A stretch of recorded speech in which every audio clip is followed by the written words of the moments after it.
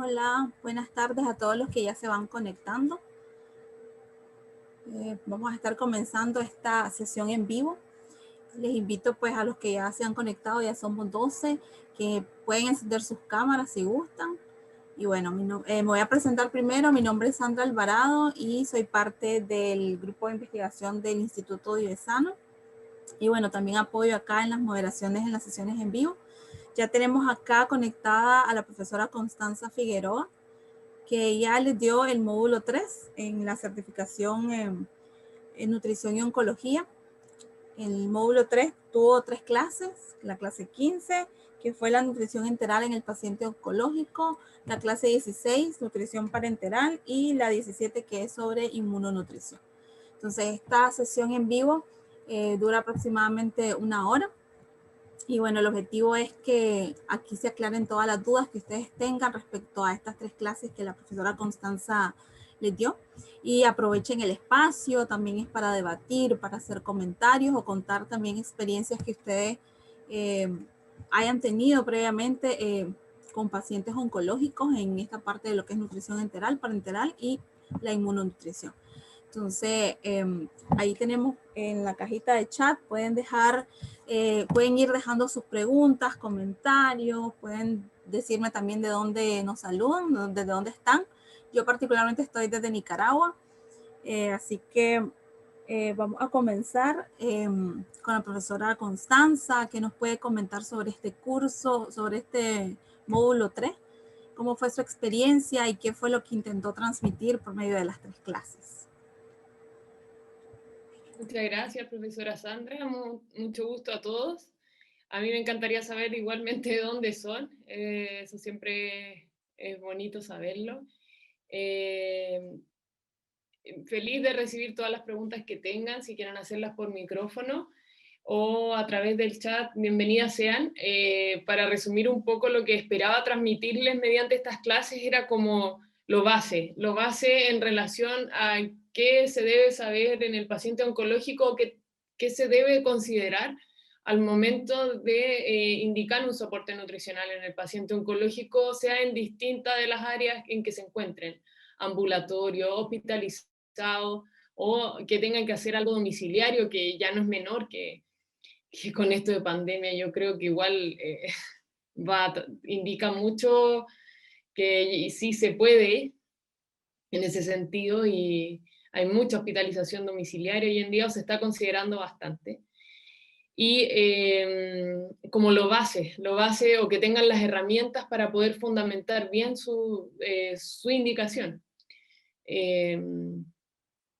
Como les mencionaba, creo que dentro de las clases, dentro del currículum, yo trabajo harto con paciente oncológico, igual harto con paciente oncológico en cuidados paliativos también. Entonces, donde se cuestiona mucho el soporte. Entonces, ha sido igual una herramienta súper potente el hecho de saber en quiénes hay que darlo y en quiénes no, o cuándo parar. Así que eso les quería transmitir. Listo, muchas gracias, profesora. Para los que se acaban de conectar, nos pueden dejar las preguntas para la profesora Constanza en el chat. También si alguien quiere interactuar, puede levantar la mano, activar su micrófono, hacer la pregunta o contar alguna experiencia. Vamos a comenzar antes, profesora, no sé si recibió alguna pregunta por medio de la plataforma que le ha llegado a su correo, alguna pregunta específica. Podemos abarcar esas preguntas primero y después comenzar con las del chat, si no comenzaríamos ya directamente con las del chat.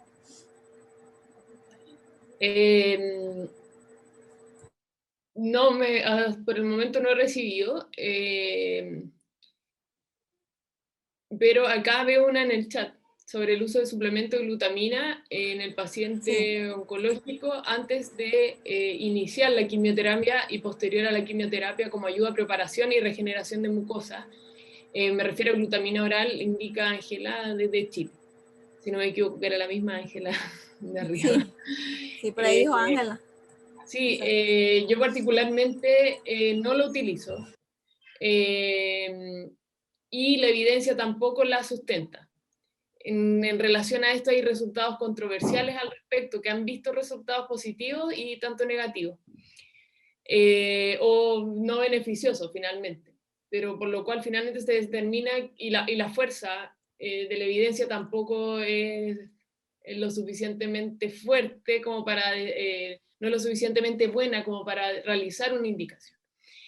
Igualmente, frente a esto, hay suplementos que uno utiliza que también contienen glutamina y arginina en bajas dosis igual, que uno también podría utilizar, pero no hay evidencia al respecto, no hay algo lo suficientemente fuerte. Yo creo que ahí es bueno evaluar bien el síntoma, porque muchas veces puede ser una reacción típica que tiene el paciente frente a esa sesión de quimioterapia, y que ya dura un tiempo y luego se va. O sea, en específico me recuerdo un paciente que me decía, posterior a la quimio, al día 3 presento diarrea y se me dura 2 días y luego vuelvo a tener deposiciones de forma normal. Entonces yo preferiría que en esos días hacer una modificación del régimen y posteriormente continuar, ir progresando a la normalidad. Obviamente con las precauciones de higiene alimentaria y al respecto. Ok, muchas gracias, profesora. Tenemos otra pregunta acá en el chat. Esta pregunta la hace Bárbara Medina López. Buenas tardes, mi nombre es Bárbara. Bárbara nos saluda desde Chile y mi pregunta va relacionada a la clase número 1 sobre nutrición enteral. El ejemplo de el paciente de 57 años con cáncer de lengua, al cual se le realizará una glosectomía total. ¿Por qué se decide una GGT, creo que yeyostomía, creo, y no una sonda nasogástrica? Sí, se decide una gastrostomía Gastrostomía. porque por la duración con el cual el paciente va a tener que tener la nutrición enteral. Va a ser de por vida, no va a tener lengua para dar formación al bolo, para ayudar a la formación del bolo. Por lo tanto, como va a ser permanente, se hace gastrectomía y no la sonda. Eso es principalmente. Ok. Y bueno, ahora pregunta también Ángela, en un paciente que requiere nutrición parenteral, si tiene triglicéridos normales, se puede iniciar con nutrición parenteral con lípidos, ya que en su clase los casos clínicos iniciaban con lípidos al tercer día. Ahí depende del protocolo que utilice cada hospital en realidad. Acá donde trabajo se considera recién al tercer día, luego de tener los triglicéridos normales, aunque también una vez que tienen los triglicéridos también han empezado al día 2, por ejemplo. Pero va a depender del protocolo de cada hospital o de cada clínica en la cual se encuentren, pero yo creo que ya teniendo esa información uno inicia en cuanto se pueda. Ok, muchas gracias, profesor. Tenemos otra pregunta de Cintia Moya. Hola, buenas tardes, le escribo desde Chile. Mi nombre es Cintia, tengo una duda. En las clases se dice que la distribución de la molécula calórica debe ser solo de carbohidratos y lípidos, ya que las proteínas deben ser usadas para su función de síntesis. Pero si no se aportan proteínas en la dieta y o en las soluciones de alimentación parenteral, ¿cómo se cubrirá ese requerimiento? Bueno, esa pregunta la hace sobre la clase número 16. Sí, o sea, el clase de nutrición parenteral, pero me queda la duda porque me queda la duda ahí con esa pregunta, Cintia, porque siempre siempre hay proteínas. O sea, yo creo que pienso en cáncer y pienso en proteínas. Lo que pasa es que ahí no se hace distribución por molécula calórica, ya que se hace el cálculo por gramos por kilogramo de peso, lo que establecen las guías, y recomiendan entre 1 a 2 gramos, pero indican ojalá más de 1,2 gramos, pensando en pacientes con, esto ya casi lo recito, lo recito igual que la guía, lo que pasa es que lo he visto tanto y me toca fundamentarlo mucho, pero al ser el cáncer una enfermedad hipercatabólica, sobre todo en casos más avanzados, o algunos tipos de cáncer más que otros, las proteínas son el principal sustrato que se ve deteriorado, sobre todo me refiero a masa muscular, es lo primero que se va. Entonces lo que sí fundamentalmente tengo que aportar son proteínas para que se utilicen para contrarrestar esta pérdida exacerbada de proteína. En relación, hay un aumento de síntesis de proteínas de fase aguda, hay un aumento de la catálisis proteica. Entonces sí o sí tengo que dar este sustento proteico. Y recomiendan 1.2 principalmente en pacientes con resistencia anabólica, y esto en el sentido de que le estoy dando lo que requiere de proteína, entre 1 a 1.2, y aún así hay deterioro. Entonces es un paciente que yo consideraría dar más. Otra característica, paciente con resistencia anabólica, paciente en cáncer avanzado, y adultos mayores, donde hay la capacidad de síntesis es menor, la síntesis proteica. Y las proteínas siempre van a estar, siempre se calculan. Ahí va a variar según cada paciente, pero esa cantidad de proteínas no tiene las guías no indican que sea un 20% del valor calórico total, no lo indican. Entonces yo calculo mi cantidad de proteína, veo cuántos son respecto a las calorías totales, por ejemplo, y luego puedo ver mi distribución de carbohidratos y lípidos. O sea, lípidos principalmente, tampoco se habla de una cantidad, pero de un porcentaje de la molécula calórica. Pero uno podría asumir que entre un 20 y un 35%, que es la distribución en un adulto normal, y, y hidratos entre un 50 y un 60%, entre un 40 y un 60%. Pero siempre hay aporte proteico, siempre hay aporte proteico. Eso en relación a esa pregunta, si quieren la podemos discutir más adelante. Así es, recuerden de que si alguna respuesta les queda ahí como que con duda, pueden perfectamente volver a consultar, ya sea en el chat, por el micrófono, para los que se están conectando. Todavía tenemos personas conectándose y nos pueden ir dejando las preguntas para la profesora Constanza. Tenemos ya otra pregunta por acá de Geraldine García. Ella nos saluda también desde Chile y su primera duda es en el caso de aquel paciente que tiene una expectativa de vida mayor a 2 meses y que opta por soporte nutricional. ¿Cuál es la mejor intervención a realizar en el caso que este paciente empeore súbitamente y su expectativa disminuye considerablemente? Y su otra pregunta es si se mantiene el soporte hasta el deceso del paciente. Me van a disculpar que no recuerdo ese caso, pero igual preparé algo por si acaso, pero si no lo podemos hablar igual, pero no recuerdo con lo exacto detalle todo lo que incluía el caso, pero sí les puedo mencionar que en caso, ¿cuál es la mejor intervención a realizar? Bueno, a eso voy, como que no me recuerdo bien en la contextualización. Lo puedo ir a buscar en todo caso. Ah, no es un caso clínico. No es un caso, es una pregunta. Es una pregunta hipotética, ya. Uh-huh. La mejor intervención a realizar es difícil de responder, porque va a depender de las características. Pensando en este paciente con glosectomía, lo mejor es la gastrostomía, por dar un ejemplo. En caso de que este paciente empeore súbitamente y su expectativa de vida disminuye, esto en la realidad lo que debiese hacer es reunión de equipo médico. Depende de qué especialidad de medicina esté a cargo. Ojalá estuviera a cargo de paliativos, si es eso, y si estuviese a cargo paliativo se hace esta reunión, se conversa entre los distintos profesionales idealmente, y ahí la mejor indicación es, si yo dejo de alimentar a este paciente, ¿su deceso va a ser a causa de desnutrición? Si la respuesta es sí, debo prolongarlo.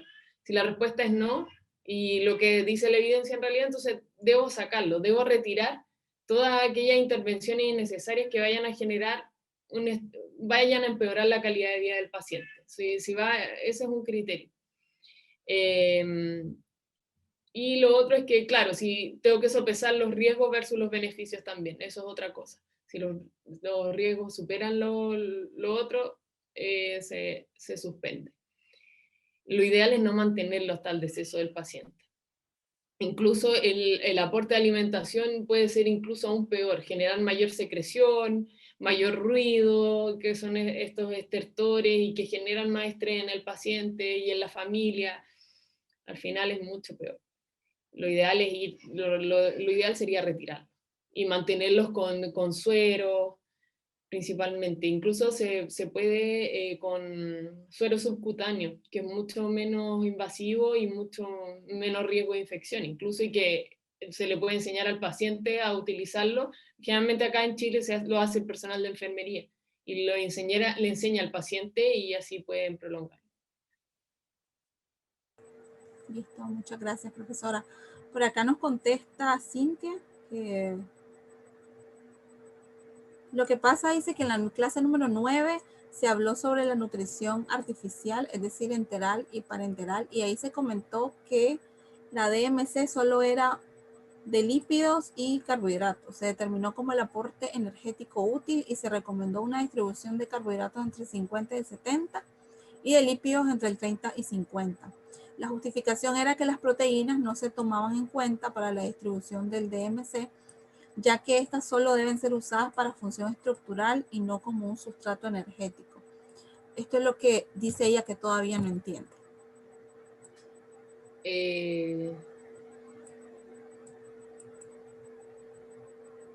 La clase...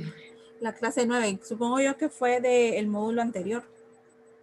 Sí, yo asumo, porque en parenteral, por ejemplo, lo que ahí se ve es, ya, calculo, así lo calculamos acá. Calculo las calorías totales. Calculo proteínas también. Lo fundamental es que tengo que dar el 100% de proteína. Entonces, 90 gramos de proteínas, que es lo que había en un caso.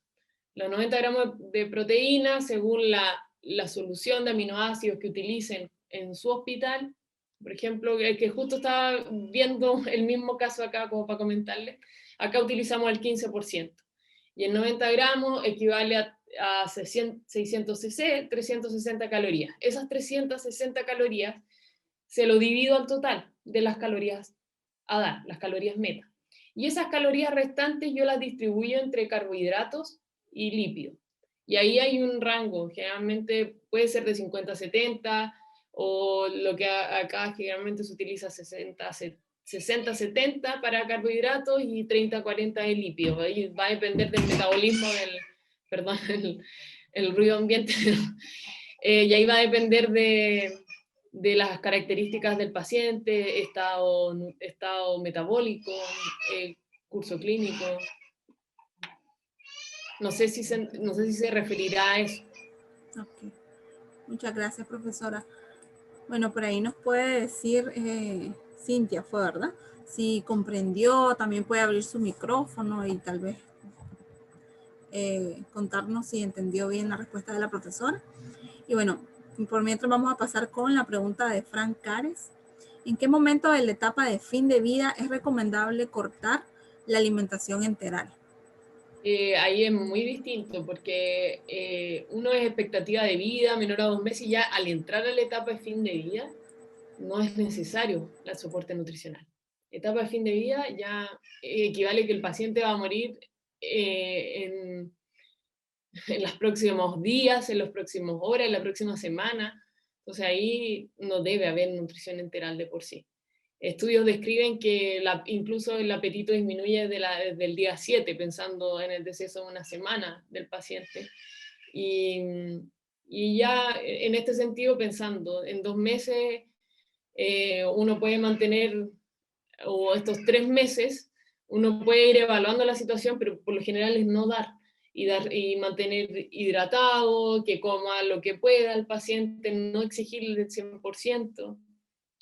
Aquí sí se debe tener en cuenta en pacientes con cáncer de cabeza y cuello, que desde un principio dependen de este soporte, como en este caso la glosectomía total. Que ahí yo tengo que estar en un paciente que no va a poder ingerir nada bioral. Por lo tanto, ese paciente yo tengo que prolongar este soporte nutricional hasta que vea su deterioro, se frena, se saca, o sea, se tapa la gastrostomía y no hay mayor intervención. Pero eso es casos puntuales, pero por lo general no debiese haber. Muchas gracias, profesora. Geraldine dice muchas gracias, que le quedó muy clara su duda. Y tenemos ahora a Ángela. Bueno, Ángela dice que se le cayó un poco el internet y no sé si consultaron. Bueno, parece que hizo una pregunta. Un paciente de uno de sus casos, el cual fue sometido a cáncer de páncreas y también de gastrectomía subtotal, me parece. Usted habla del uso de gastrectomía. En este caso, mi consulta es cuánto volumen toleran estos pacientes al administrar alimentos por bolos, qué complicaciones gastrointestinales presentan con mayor frecuencia considerando que tiene una capacidad gástrica limitada. En este paciente, si no me equivoco, era una sonda nasoyeyunal la que tenía. Y claro, se podría pensar en gastrostomía, pero depende mucho del caso en realidad. Claro, tiene una menor capacidad. La literatura habla de 250 hasta 700 cc de tolerancia por volumen por bolo en pacientes que se les hace gastrostomía. Pero es paciente a paciente. Uno piensa que yo ahí me guiaría como por lo que se dice en pacientes con gastrectomía en casos de cirugías bariátricas. Yo iniciaría con pocos volúmenes para ir viendo tolerancia hasta llegar a 300 cc y luego ir aumentando la capacidad. En relación a las complicaciones, se debe tener ojo en el reflujo sobre todo, porque quiere decir que ya hay un exceso de capacidad. La tolerancia también va a estar dada por la distensión abdominal, que eso ya es un indicador como también de no buena tolerancia. También el tránsito gastrointestinal en relación a deposiciones, las consistencias, si hay diarrea o no, pero fundamentalmente distensión abdominal y este como reflujo, por así decirlo. Este era un caso real. Finalmente el paciente le realizaron una gastrostomía y está con muy buena tolerancia, pero él continúa por nutrición enteral intermitente, si no me equivoco. Se conecta en la noche y se suspende en la mañana. Ok, muchas gracias, profesora. Tenemos también acá otra pregunta nuevamente de Bárbara. Ella pregunta, cuando la nutrición enteral llega a su fin, ¿cómo recomienda iniciar la alimentación para evitar el síndrome de realimentación?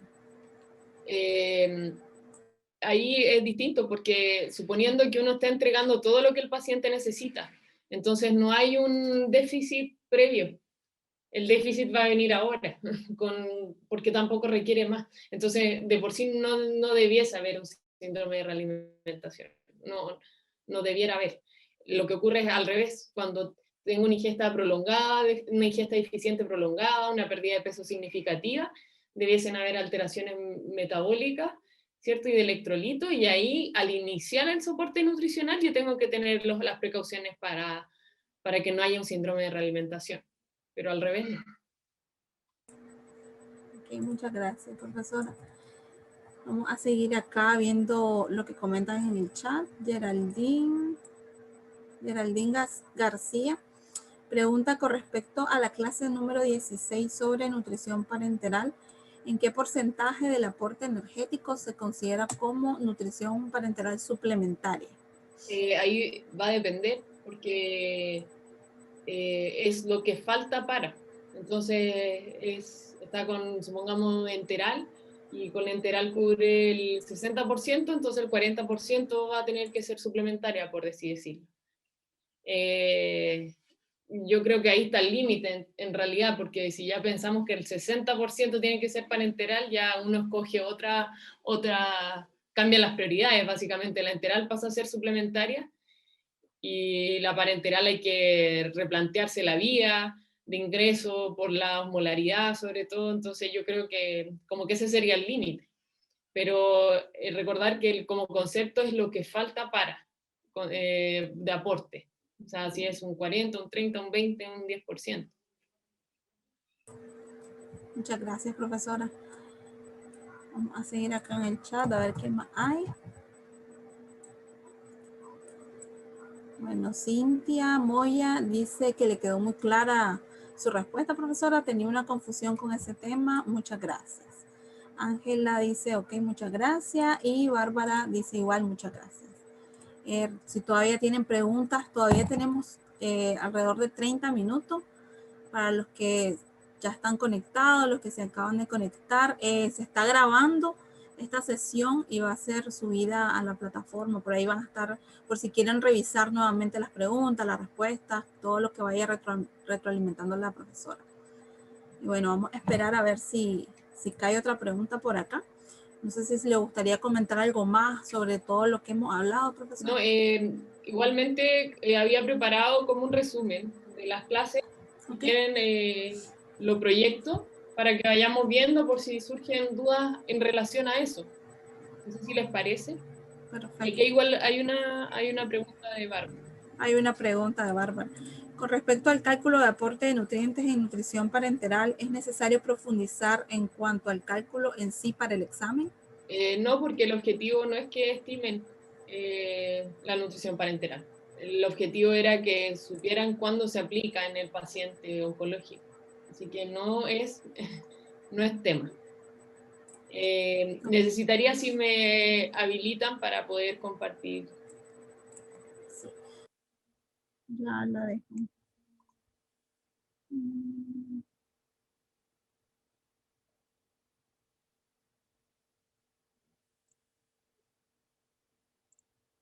¿Me avisa, profesora? Ahí puedo. Igual hay una pregunta de Macarena. Sí. Sí, Macarena Lilo pregunta, hola, me gustaría que se refiriera del concepto de prehabilitación en el paciente oncológico que será sometido a cirugía. ¿Cuáles son los objetivos y parámetros a evaluar y vigilar?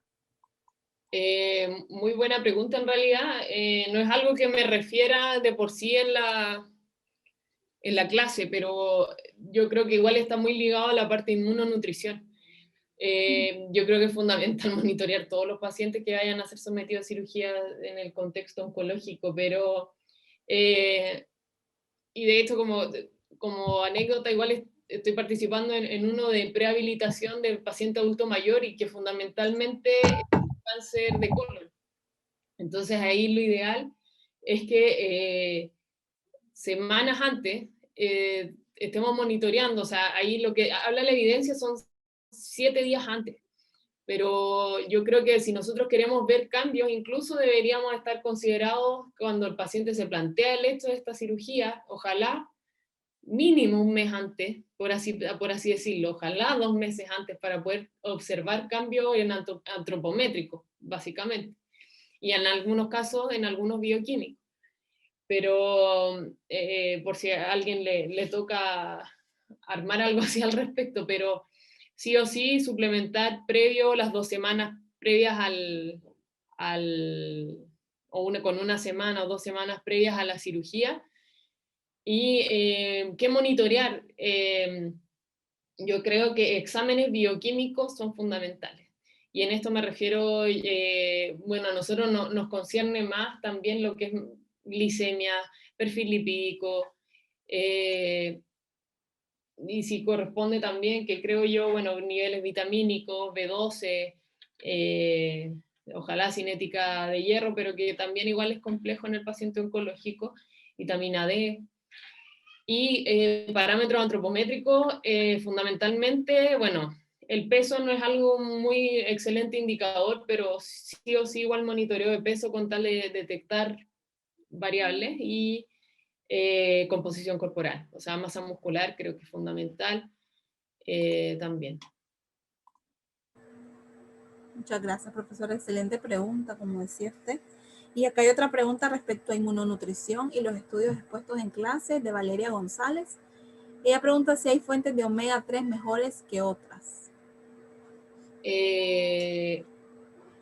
O sea, en contexto alimentario obviamente que sí, hay pescados, los pescados azules, pescados grasos, sí son mucho mejor, salmón, jurel, si no me equivoco, anchoas, el atún, no atún en tarro, aceite, se habla del aceite de canola, Fundamentalmente eso. Igual acá en Chile tenemos aceites fortificados, pensando en ciertas etapas del ciclo vital, de niños, de mujeres en periodo de embarazo, que también pueden ser utilizados en el paciente oncológico. O sea, creo yo que porque estén destinados a pacientes en ese ciclo vital tenemos que aprovechar que existen, pero en ese sentido pensando en que les cueste la suplementación oral también con cápsulas de omega 3, eso más que nada.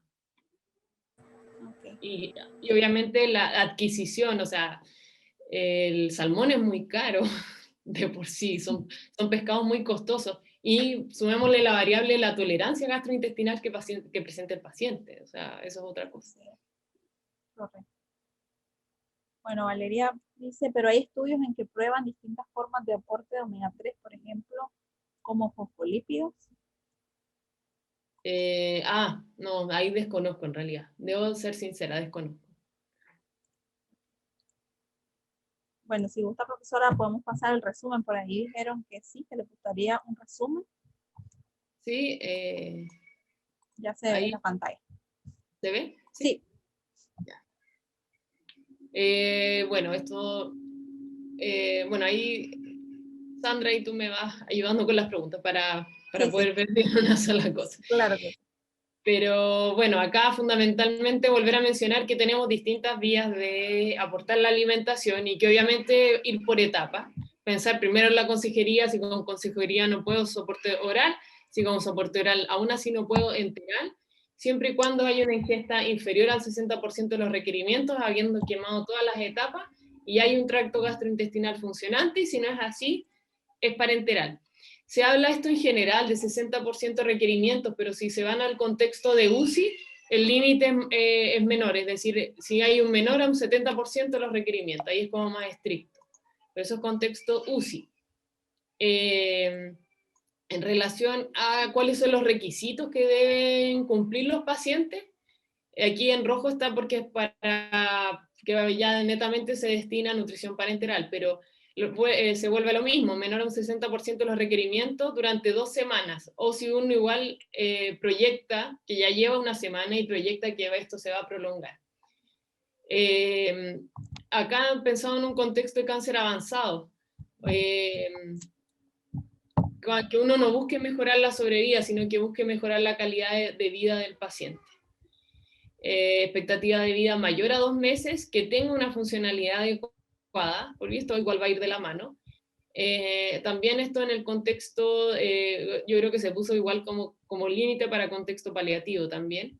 Y acá debo mencionar que, mencionarles que ya están las guías del 2021 de alimentación en el paciente oncológico por la ESPE.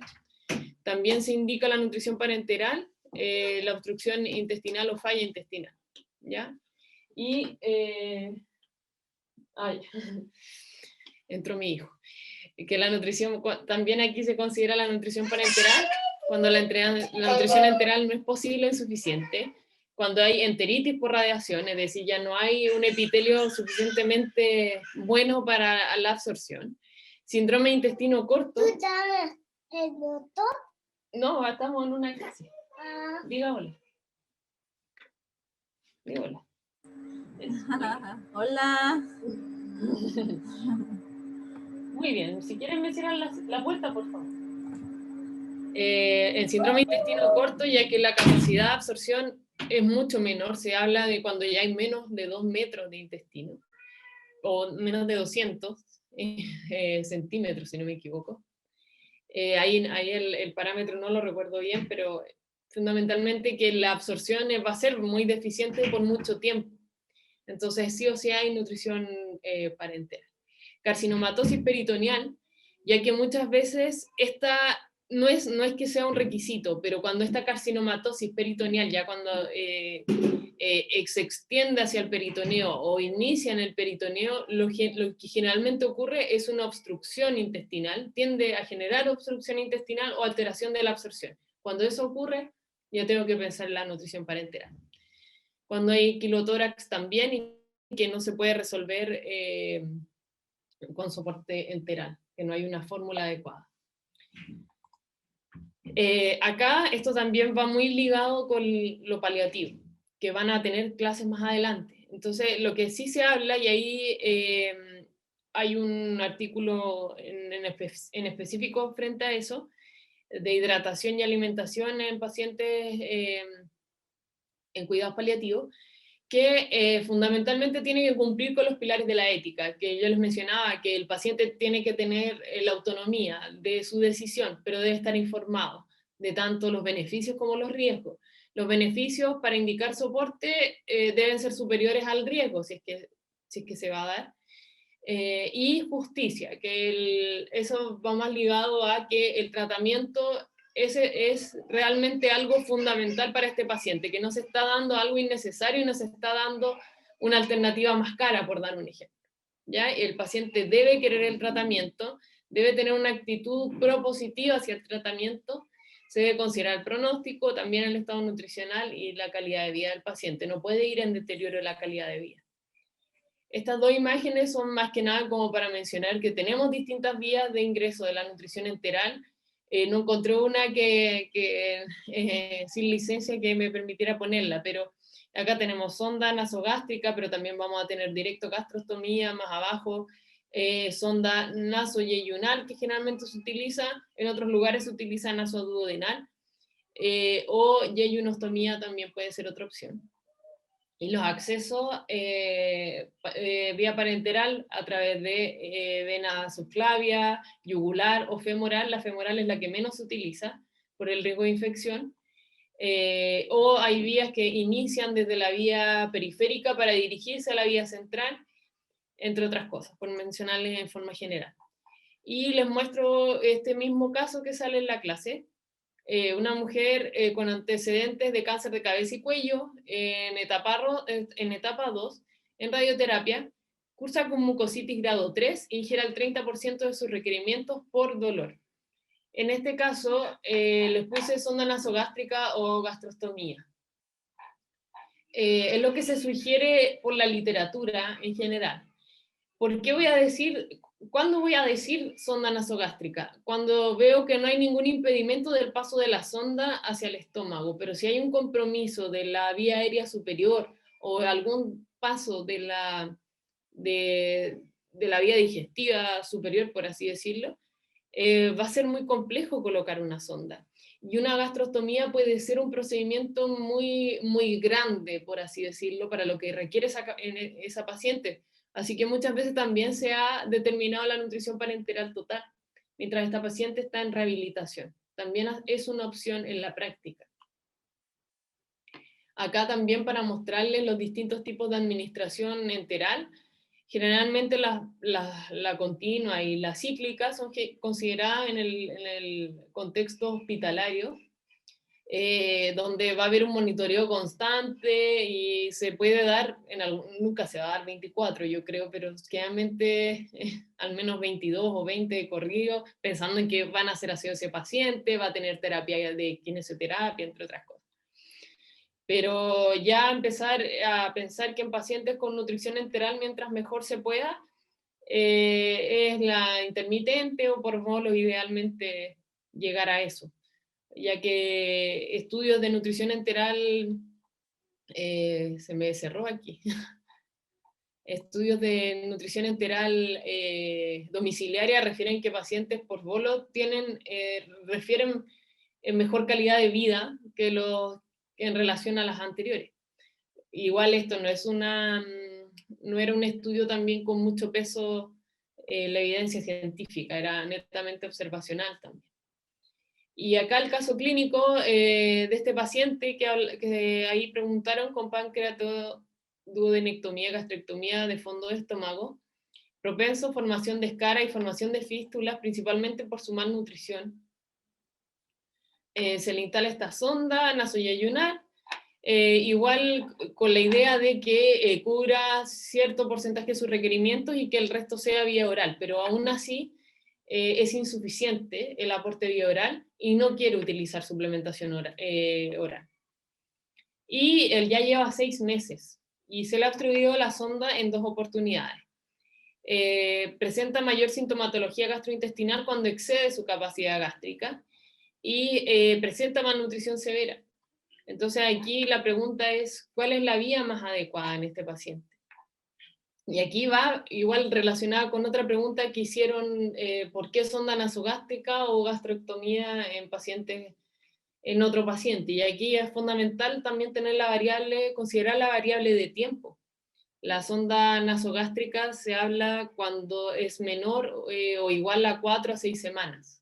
Si ya pasa este tiempo, yo proyecto que va a pasar más de un mes con esto, incluso más de 2 meses, entonces yo considero una gastrostomía o yeyunostomía.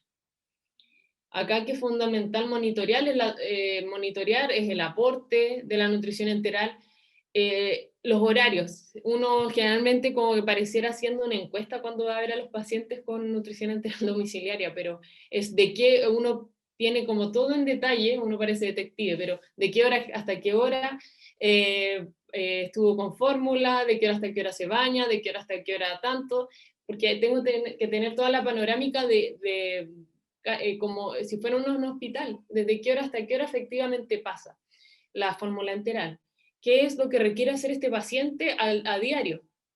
¿Cuál es la mejor comodidad para este paciente? ¿Cuál sistema de administración de la fórmula enteral se ajusta más a este paciente? Y lo otro que no coloqué aquí, pero el aporte de líquido también, de hidratación, es fundamental. Tengo que considerar fármacos, tengo que considerar cuántas veces, cuánto limpia la sonda, la postura. Otras, ya que se requiere que esté en 45 grados. Si el paciente refiere mucho de evolución de la fórmula, claro, ahí yo tiendo a pensar, está excediendo su capacidad, tengo que disminuir la velocidad, o este paciente está completamente acostado en 180 grados, que también pasa y también tengo que preguntar. Incluso me pasó con este paciente que le hice la observación, ¿estás durmiendo completamente acostado mientras la fórmula pasa? Me dijo, sí. No puedes dormir acostado mientras la fórmula pasa, tienes que dormir semisentado. Considerar este ángulo. Y mejoró sintomatología. Controles. Acá igual en Chile, frente a una ley que salió para dar soporte nutricional enteral domiciliario a pacientes que lo requirieran, se estableció una periodicidad de controles que hablaban cada un mes desde el punto de vista nutricional. O cada los primeros meses de exámenes también bioquímicos y hematológicos también, y posteriormente cada 3 meses, cada 6 meses. Pero igual yo creo que es bueno tener como una estructura, sin embargo, va a depender paciente a paciente. El otro caso de paciente con mucositis severa en mucosa ocular y vía respiratoria alta era lo que igual me refería con el ejemplo que les di antes. Este paciente no tenía ningún problema del tracto gastrointestinal, hablando desde estómago hacia abajo, pero tenía mucho compromiso, desde esófago hacia abajo, pero tenía mucho compromiso a nivel de la laringe, faringe y nasal de mucositis.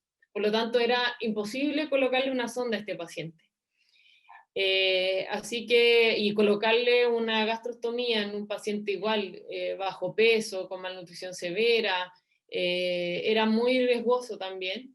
Era una intervención adicional a todo lo que ya presentaba, entonces, sobre todo en un paciente con un cáncer avanzado. Entonces, se realizó, se le dio nutrición parenteral total, mientras esta mucositis iba en regresión y el paciente continuó con ingesta oral al final de la hospitalización, así que estuvo 1 semana y media, si no me equivoco, con nutrición parenteral, y que había tenido una pérdida significativa en un corto periodo de tiempo.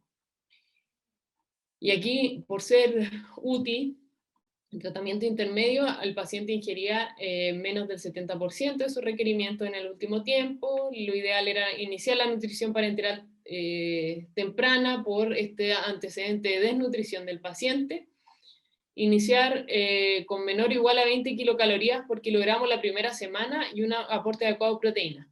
Acá sí o sí en este paciente, este es un paciente con riesgo de síndrome de malnutrición, sí o sí. O sea, de por sí al leer, yo tengo que tener esta precaución. Ahora también hay artículos que, hay un artículo muy bueno que habla de cómo se clasifica el paciente según el riesgo de malnutrición, y si no me equivoco, no sé si fue este año o el año pasado, la ASPEN también sacó uno muy bueno en relación a esto. Pero en este paciente sí o sí, pido exámenes bioquímicos, pediría que es fundamentalmente fósforo, potasio, magnesio, sí o sí. Y luego, una vez visto eso, también el perfil lipídico, para determinar el aporte lipídico cuando inicial. Pero este es un paciente con riesgo de síndrome de realimentación. Bueno, y ahí hay un resumen del monitoreo de la nutrición parenteral, ya que sí o sí van a estar estos parámetros y para determinar el riesgo de síndrome de realimentación, perdón, de nuevo. Y obviamente en paciente en domicilio la necesidad igual va a estar dada por la etapa y requerimientos de mi paciente. Pero lo que no me voy a tener mucho en esto, ya que ustedes lo pueden ver, pero bueno, ahí les voy a mostrar también en la nutrición parenteral domiciliaria, y determino igual que la enteral, sí o sí debe haber un equipo especializado que sepa sobre nutrición enteral y parenteral. Para saber qué monitorear, saber cuándo parar, qué ajustar, entre otras cosas. Y creo que este tipo de pacientes en trasplante de células hematopoyéticas, son pacientes que, por decir el 99%, va a requerir de algún tipo de apoyo nutricional, ya sea de suplementación o aporte nutricional artificial.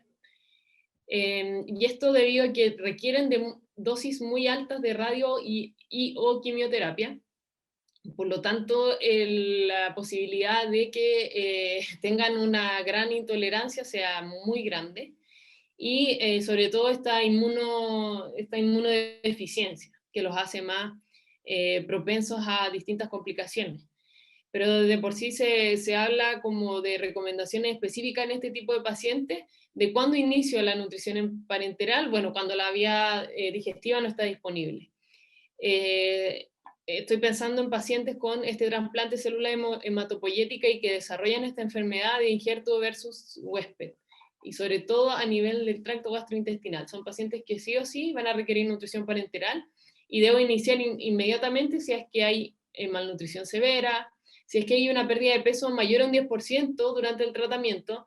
De hecho, hablando de prehabilitación de pacientes, estos pacientes requieren de una evaluación nutricional previa, para determinar cómo está su estado nutricional, su nivel de ingesta, e incluso prepararlos para darle suplementación previa a lo que se utiliza acá, al menos, que se les suplemente incluso previamente para que estén con un buen estado nutricional, porque de por sí van a tener deficiencia, que tengan una ingesta deficiente y que presenten diarrea severa, mayor a 1 litro.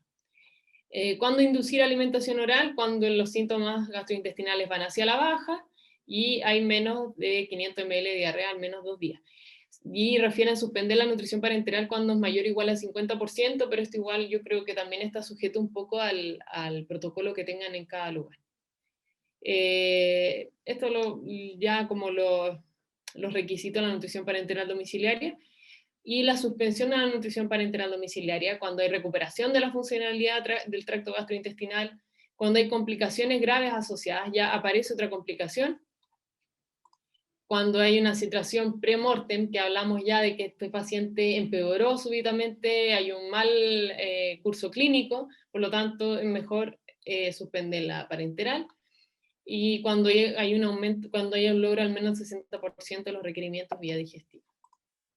Y aquí les iba a hablar un poco de inmunonutrientes, pero ¿qué es lo que es característico? Que hay una deficiencia y una depleción de arginina frente a un estrés, una injuria. En este caso va a ser la cirugía, ya que se asemeja con un estado catabólico, y genera alteración de la función de las células T y la recuperación de heridas. Por lo cual se sugiere, bajo esa premisa, se sugiere estos inmunomoduladores, arginina, glutamina, que también de alguna forma va a ayudar a esta síntesis de arginina por otra vía. Los ácidos grasos omega 3 como reguladores de la inflamación, Y los nucleótidos también para inmunomodulación, sin embargo, su evidencia es aún más baja. Que podrían llegar a modificar la respuesta inmune e inflamatoria, reduciendo las complicaciones postoperatorias y días de estadía. Ahí está principalmente estos tres, por qué se sustentan en oncología. Arginina por la estimulación de los linfocitos y curación de heridas. Glutamina como sustrato para células de división rápida, y el omega 3 como mediador inflamatorio. En relación al uso de glutamina, la evidencia insuficiente es su utilización en el paciente oncológico, como ahí hacían la pregunta, incluso antes o después de la terapia, ya que faltan estudios que determinen su uso a largo plazo. No sabemos qué ocurre en el periodo más allá.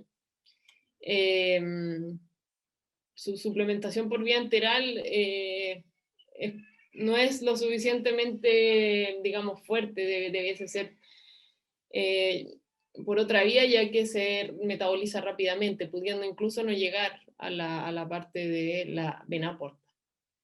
Sí hay suficiente evidencia en cánceres gastrointestinales que han ingresado por cirugías digestivas. Esto se vio en un estudio como en general, y se vio que sí mejoraba el riesgo de infecciones postoperatorias y días de estadía cuando se daban 7 días antes de la cirugía. Y la ASPEN finalmente determina que sí se puede utilizar en cánceres de cabeza y cuello, incluso determina qué nutrientes, inmunonutrientes, sin embargo no indica las dosis. Y en la ASPEN habla en el periodo perioperatorio, pero no se habla de desde cuándo, bueno, se habla de 7 días antes, pero no se habla hasta cuánto posterior. Un estudio sobre cirugías mayores electivas, hablan de dar entre 0,5 a 1 litro 5 a 7 días previos, y que se asoció con menos riesgo de complicaciones, y sin embargo tener precaución en pacientes con enfermedades renales y hepáticas por la administración de arginina y glutamina con el riesgo del aumento del BUN. Y esto como un contraste, no por decirles que esto se hace y lo que no, hablándoles de nuevo, quiero que tengan toda la panorámica. El protocolo ERAS son estos protocolos para mejorar la estadía hospitalaria y la mejora de este contexto quirúrgico, no solo desde el punto de vista nutricional, sino que hay protocolos para anestesia, de enfermería, entre otras cosas, pero solamente indica para cirugías colorectales la utilización de inmunonutrición. Sin embargo, para las otras, esofagectomía, pancreatoduodenectomía, cirugías de cabeza y cuello, dicen que no es suficiente la evidencia. Esto en contraste con lo que recomiendan estas instituciones, estas organizaciones internacionales. Y en relación al uso de probióticos, la información es muy heterogénea, como dice ahí. Se han visto cepas distintas, grupos etarios distintos, etapas oncológicas distintas, por lo tanto no es posible aunar un criterio de calidad limitada, es decir, difícil también determinar cepas. Y lo otro es confirmar su uso seguro en pacientes con inmunocomprometidos. Eso fundamentalmente era lo que les quería mostrar. Me quedan 5 minutos. Muchas gracias, profesora. Sí, bueno, espero que haya quedado bastante claro ya las preguntas que dejaron los muchachos. La verdad que estuvo muy bueno el resumen, y la verdad que aquí aprendemos todo. Bueno, ya solo nos queda 1 minuto, profesora, porque tenemos otra sesión en vivo con otra certificación.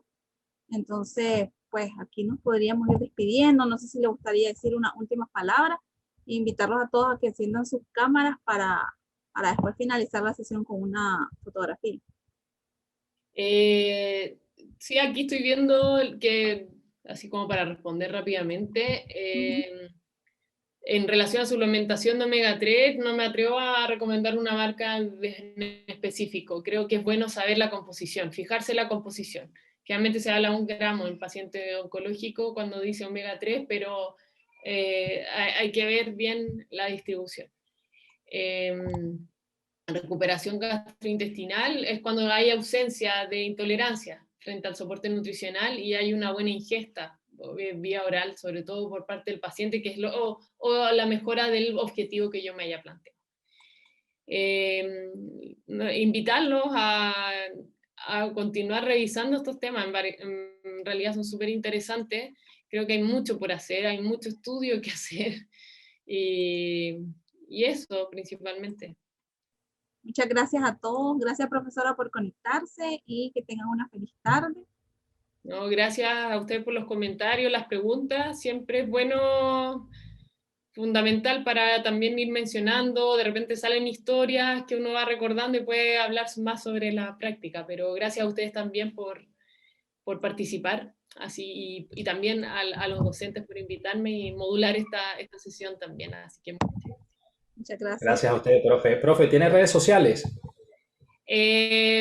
Personal, netamente. Ya, bueno, vale, no hay problema. Si quieren cuestionarme el hecho de, por último, información, que igual es súper útil. Chévere.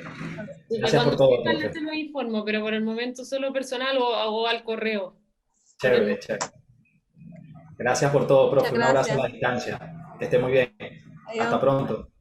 Gracias, Sandra. Adiós, profesor.